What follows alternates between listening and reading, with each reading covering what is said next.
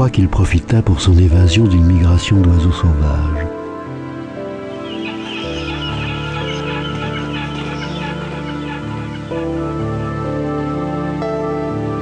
Au matin du départ, il mit sa planète bien en ordre.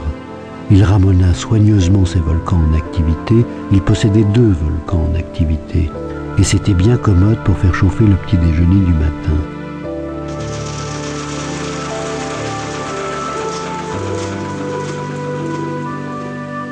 Il possédait aussi un volcan éteint.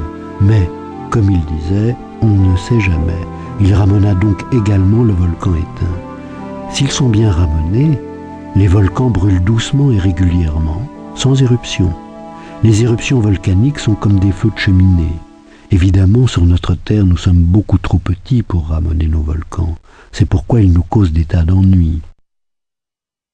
Le petit prince arracha aussi, avec un peu de mélancolie, les dernières pousses de baobab. Il croyait ne jamais devoir revenir. Mais tous ses travaux familiers lui parurent, ce matin-là, extrêmement doux. Et, quand il arrosa une dernière fois la fleur et se prépara à la mettre à l'abri sous son globe, il se découvrit l'envie de pleurer. « Adieu !» dit-il à la fleur, mais elle ne lui répondit pas. « Adieu !» répéta-t-il. La fleur toussa, mais ce n'était pas à cause de son rhume. J'ai été sotte. Je te demande pardon. Tâche d'être heureux. Il fut surpris par l'absence de reproche. Il restait là, tout déconcerté, le globe en l'air. Il ne comprenait pas cette douceur calme. Mais oui, je t'aime. Tu n'en as rien su par ma faute. Cela n'a aucune importance.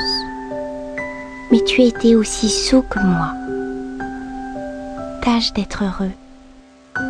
Laisse ce globe tranquille, je n'en veux plus. Mais le vent? Je ne suis pas si enrhumée que ça. L'air frais de la nuit me fera du bien. Je suis une fleur. Mais les bêtes? Il faut bien que je supporte 2 ou 3 chenilles si je veux connaître les papillons. Il paraît que c'est tellement beau. Sinon, qui me rendra visite? Tu seras loin, toi.